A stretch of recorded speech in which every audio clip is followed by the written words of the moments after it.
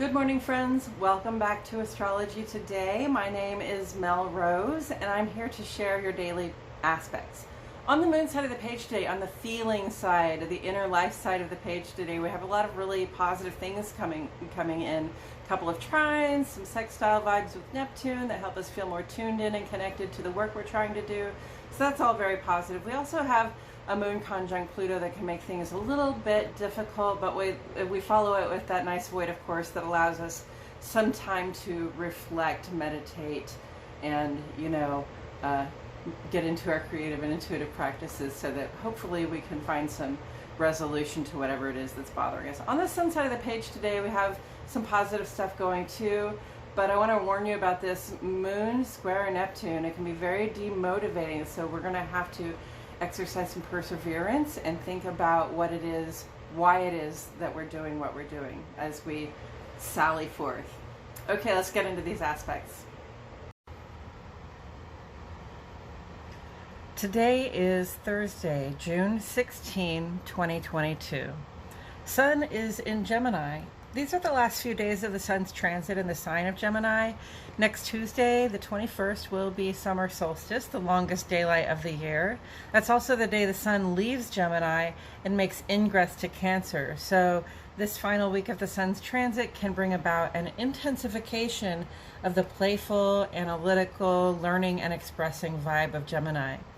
Especially when we consider that Mercury is also in Gemini, where the planet for the personal intellect here is right at home in the sign for communication.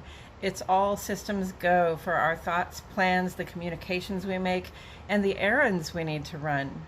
Today is the moon. Today is the moon. Today the moon is a waning gibbous in Capricorn, making ingress to Aquarius tonight at 4:44. Waning gibbous in Capricorn puts our minds on the work we have to do, even in light of the achievements we've just unlocked. Our attention is going to be on how things went with those achievements and what we could do better next time, perhaps in a way that benefits more people. We start on the sun side of the page today, where we explore the outer life. This is about how we interact with the rest of the world, who we are and how we show up in our work, social and civic lives, and how we express ourselves in those spaces. Early this morning at 2:13 Central Standard Time, friends, Sun goes trine to Saturn.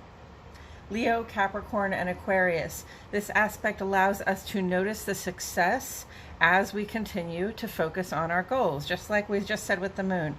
We can focus on the present and future plans for security without it feeling like we're sacrificing our personal lives at this time. And then several hours later at 8:41 a.m., Sun goes square to Neptune. Leo and Pisces, this aspect could be viewed as the great demotivator.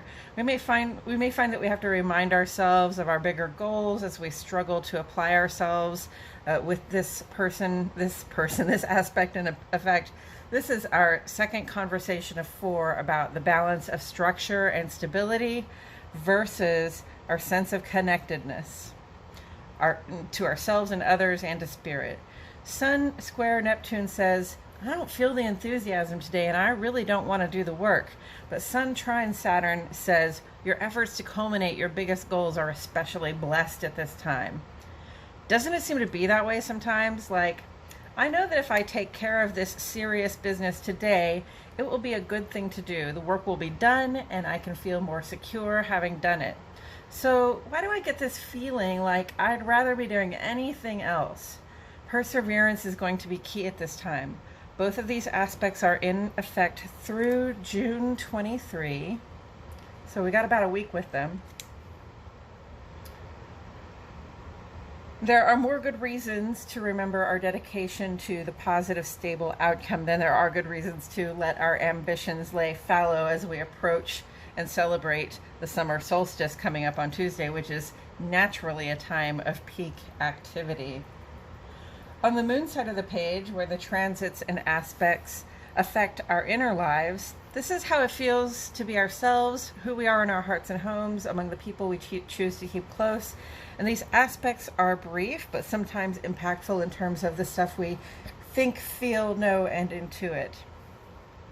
This morning at 4:09 in the morning, Moon goes trine to Venus. Taurus, Cancer, and Gemini have rulers here. This is an excellent time to snuggle up next to someone you like to keep close. We are especially tender and caring. We attract affection, and the moments we share have really the blessing of growing our bond with one another. Then at 9:23 this morning, 2-3, Moon goes sextile to Neptune.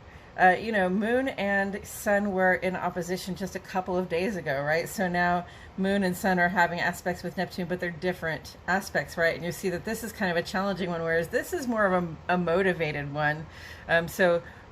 Perhaps, even if we're feeling demotivated in the outer life, we might have a little bit of more inner motivation to focus on the way we feel connected to the work we're trying to do, so that we can really get to work on it. So Moon sextile Neptune, Cancer and Pisces vibes. This aspect can have us feeling more sensitive or tuned in to the people around us in a positive way that helps us to be good company. And that sextile aspect is generative, it's dynamic, it brings about good outcomes. This afternoon at 1:41, a void of course Moon makes its last aspect in Capricorn, going conjunct with Pluto, Cancer and Scorpio. This can bring some drama and intensity to the personal life. We may struggle to express ourselves with diplomacy and kindness. Difficult moods can come up for us. So I'll remind you here that our feelings and moods are indicators of what our intuition is telling us. Don't be afraid to look within to discover and address whatever fears or insecurities are coming up for us. They aren't illusions, and they can be resolved with a little bit of conscious attention. We have a 3 hours void of course today. So when the moon is between signs, right in the middle there, it's as though the filters are stripped away and we can get a clear view of what's coming up for us in terms of emotions and intuitions. And this is a good time to journal, meditate, or engage in our intuitive and creative practices, those things that help us quiet the mind so that we can direct our thoughts to whatever problems we're trying to solve here. And then at 4:44, Moon makes ingress to Aquarius. Moon in Aquarius is where the personal becomes social, even political. We want to create new connections. We want to find out who our allies are and work with others to bring about equity, or better conditions at least, for all. This is a 2.5 day transit. And then at 9:03 tonight, Moon goes trine to Mercury, Gemini, Cancer, and Virgo. These are your vibes. Another blessing of clear inner vision. We know how we feel and our judgment is sound. So take advantage of this opportunity to plan and communicate from the heart. We also have some ongoing aspects. Mars conjunct to Chiron. Mars rules Aries, where Mars and Chiron are currently adjoined. Conjunct is really like if you could see them both in the sky at the same time. If you had a powerful enough telescope to get Chiron in your view, it would be overlapping where we see Mars. And this is about the geocentric perspective. They're actually nowhere near each other, but if we looked out there, they would appear to be aligned with one another, one overlapping the other, or at least very close to one another. This aspect is with us through June 19, giving us an opportunity to resolve some of our sense of belonging in the world by becoming more interested in what we think and desire, and what I think and desire, right? The sun is about to culminate, and Mars, the sun, is about to culminate. Mars and the sun and Chiron make a powerful team that gives us the strength and stamina to let our freak flags fly and not really give a darn about what anybody else thinks. Mercury trine Pluto continues to provide the intense blessing of insight also through the 19th, which is this Sunday. Gemini, Virgo, and Scorpio have rulers here. This golden opportunity has been helping us gain clarity about what needs to change in our fundamental approaches to living in the world, from what we consume to the things culture seems to expect of us that don't actually help us feel supported. For example, when I was a young queer girl growing up in the Midwest, I became very clear over time that it was unacceptable, that I would be unacceptable if I sought to express my difference to the many in any overt way. Not only was I not supposed to show a certain kind of interest in other girls when I was a girl, but I was aware that culture expected me to show that interest in boys. So I pretended to like boys when I was really into girls, even convinced myself at a certain point that I really liked boys. But as I became an adult, I began to understand that if I persisted in trying to relate to men in a romantic way when I really preferred women, I would lose a truly important part of myself in the name of making culture happy. This is one example of the way we entrap ourselves and others in expectations that aren't realistic or even beneficial to them.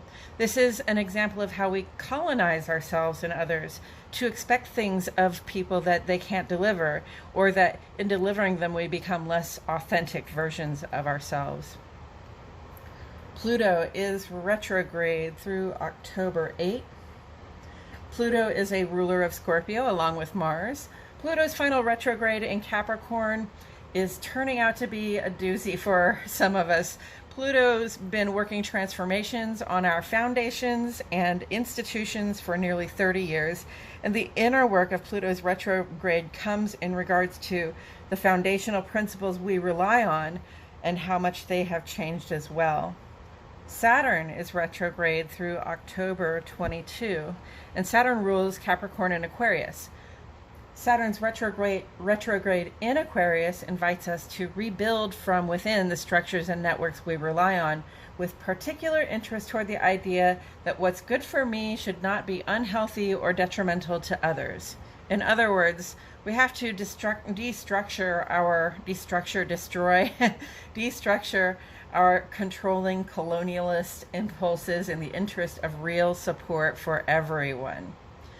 This Saturday, Venus goes square to Saturn and sextile to Neptune on the same day, and we'll have yet another conversation like this one regarding the balance of structure with spirited connection, how we kind of lean on one when the other is not reliable. And we'll have a third quarter moon in Pisces next Monday, June 20, when we can begin to release what no longer will help us achieve our goals. And that's it for today's astrology, friends. Thank you so much for tuning in today. Please like my video, and if you know someone else who may like it, please share. You can also subscribe to my channel and click the notifications bell. I post here every day, and I wouldn't want you to miss a thing. Also, friends, thank you for leaving comments to ask questions and give me encouragement. Your support in that regard helps me see that I'm on the right track, and it lets YouTube know that you are engaged in the content, which helps a lot on both accounts, so thank you twice.